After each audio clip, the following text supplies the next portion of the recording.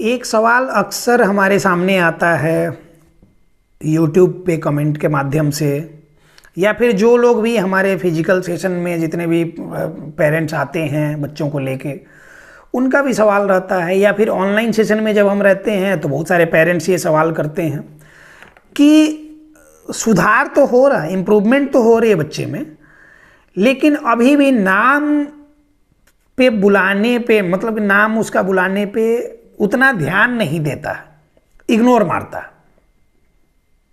ये एक कॉमन सा सवाल है, लगभग सारे लोगों की ये प्रॉब्लम होगी, इससे रिलेट कर पा रहे होंगे आप लोग कि अभी भी इग्नोर करता है, या फिर बात को सुन के ये करता है। इसके मतलब की चीज़ हो तो तुरंत आ जाता है, कुछ राइम्स गाना कुछ भी सुना दो तो तुरंत आ जाता है, कुछ टीवी या मोबाइल की आवाज़ सुन लेगा तुरंत आ जाता है।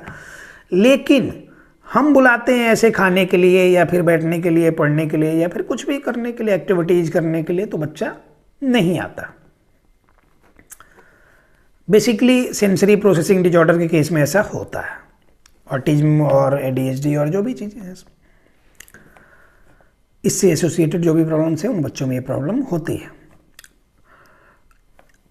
अब ऑटिज्म अवेयरनेस सीरीज में आज हम इसी पे बात करने वाले हैं कि कैसे हम नेम कॉलिंग रिस्पॉन्स बच्चे का बढ़ाएं, इम्प्रूव करें कि वो नाम बुलाने पे आए। देखिए, सबसे पहली गलती पेरेंट्स क्या करते हैं कि 2-3 नाम जो बच्चों का रखते हैं ना, उनसे हमको तो बहुत चिढ़ है। मेरा बचपन से आज तक एक ही नाम है, उम्मीद है कि लाइफ लॉन्ग यही नाम रहेगा। 2-3 नाम मिलने से अगर हम बड़े सेलिब्रिटी हो जाते तो 2-3 नाम रख लेते, 10-12 नाम रख लेते, लेकिन उससे कुछ फायदा तो होना नहीं है, कन्फ्यूजन अलग हो जानी है। तो अब क्या है कि बच्चों का 2-3 नाम जो आप लोग रखते हैं, घर का नाम अलग, बाहर का नाम अलग, दादा ने नाम दिया अलग, दादी ने नाम दिया अलग, चाचा ने नाम दिया अलग, मौसी ने नाम दिया अलग, ये सारी चीज़ें जो करते हैं, ये 4 नाम, 5 नाम, 10 नाम, सबसे बड़ी गलती है, बच्चे को कंफ्यूज करके रखते हैं। तो जितने लोग ये 10-12 मल्टीपल नाम यूज कर रहे हैं, एक नाम पे आ जाइए, घर में भी वही बुलाया जाएगा, बाहर में स्कूल या आंगनबाड़ी, सरकारी स्कूल, कहीं भी जा रहा है, बाहर में भी वही नाम बुलाएगा, सारे बच्चे वही नाम बुलाएंगे, सारे लोग घर के वही नाम बुलाएंगे। पहला तो नाम का कन्फ्यूजन क्लियर करें, उसको तो पता हो कि हम ही को बुलाया जा रहा है और किसी को नहीं बुलाया। दूसरी बात कि जैसे हम बात कर रहे हैं तो जैसे नॉर्मल एक पिच है मेरे साउंड का, एक वॉल्यूम का, एक नॉर्मल पिच में हम जा रहे हैं, कहीं कहीं जहाँ पे आपको समझाना है वहाँ हाई पिच हो जाते हैं, कहीं लो पिच पे भी बात करते हैं, ठीक है। तो एक पिच मतलब कि एक तरह से ये होता है कि साउंड का ये।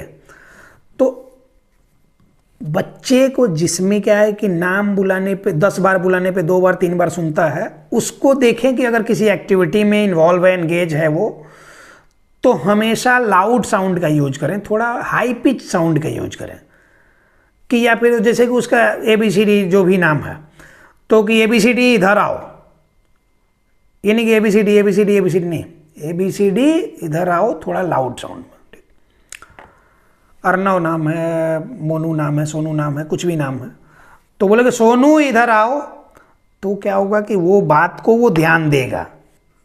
नॉर्मल पिच में आप बात करते हैं, चूंकि उसको उसमें इंटरेस्ट नहीं है, तो इसलिए नॉर्मल पिच में वो नहीं ध्यान देना चाहता है। जब आप थोड़ा लाउडली बोलेंगे तो उसका ध्यान आपकी तरफ अट्रैक्ट होगा, और जब आपकी तरफ वो देखेगा तो फिर क्या होगा कि उसको लगेगा कि मतलब कि ये नॉर्मल पिच से थोड़ा हाई है, मतलब कि हमको जाना चाहिए। थोड़ी भी समझ होगी तो वो दौड़ के आएगा। हाई पिच साउंड यूज करें, ठीक है।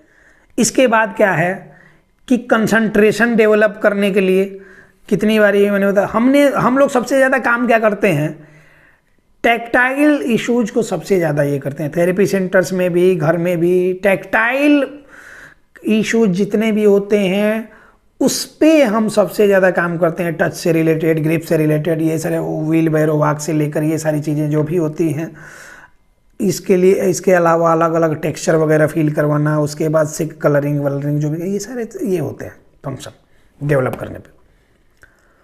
विजुअल और ऑडिटरी सेंस डेवलप करने पे कम काम करते हैं, वेस्टिबुलर पे हम कम काम करते हैं। तो ऑडिटरी सेंस को भी स्टिमुलेट करने के लिए, उसको इम्प्रूव करने के लिए हमको फंक्शन करना होगा। बहुत सारे बच्चों में ऑडिटरी स्टिमिंग होती है, वो क्या होगा, हल्का हल्का हल्का हल्का हल्का साउंड पे भी क्या करेंगे, इरिटेट होंगे, ये होंगे। उनके लिए ट्यूनिंग फॉर्क वगैरह का हमने बताया था कि ट्यूनिंग फॉर्क लेके आप ये करें, थोड़ा कान में फूंकें, कान पे ब्रशिंग वगैरह करें। ये सारी चीज़ें करने से भी कंसंट्रेशन आएगी बच्चे में, वो साउंड को ध्यान से सुनेगा, इग्नोर नहीं करेगा। ये चीज़ें करें। ऑडिटरी स्टिमिंग वाला वीडियो आप लोग एंड स्क्रीन पे देख सकते हैं, और उसके हिसाब से आप लोग एक्टिविटीज करेंगे तो ये चीज़ें काफ़ी हेल्प करेंगे। इसके अलावा बॉडी अवेयरनेस की बात हम करते हैं तो उसमें जॉइंट कंप्रेशन वगैरह जो हम बताते हैं बार बार, उस पर ध्यान देने की ज़रूरत है। उससे ही हमारा प्रोप्रियोसेप्टिव फंक्शन जो होता है वो डेवलप करता है, तो बॉडी अवेयरनेस आती है, मतलब बच्चे को अपना एग्जिस्टेंस, अपना वजूद समझ में आएगा। ये हो गया। इसके अलावा बच्चे को कभी भी ये करते हैं, देखें कि किसी चीज़ में अगर वो लॉस्ट हो रहा है, जनरली बच्चे क्या करते हैं ना कि जब ज़्यादा इन्वॉल्व किसी चीज़ में होंगे तो अपना स्टिमिंग का बिहेवियर शो करेंगे, तो उस टाइम में उस पर हमेशा नज़र रखे रहें, और क्या करें कि उसके सामने कुछ कुछ खिलौने हमेशा बिखेर के दें, ये करें। और उसके सामने खिलौने मतलब कि वो जो जिसमें वो इन्वॉल्व रहना चाहता है वो नहीं, बॉल, मल्टीपल कलर के बॉल।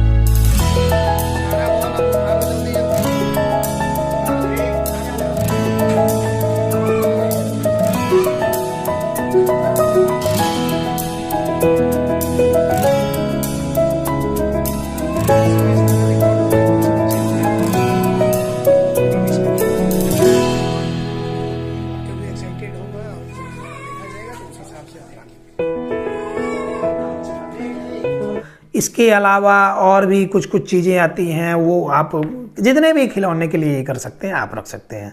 वो कैप एंड कोन आता है, मतलब स्पेस मार्कर वगैरह, वो सारी चीज़ें लेके उसको दें, उसको बार बार रिमाइंड कराते रहें, उसमें का कलर रिमाइंड कराएं, उसका शेप रिमाइंड कराएं।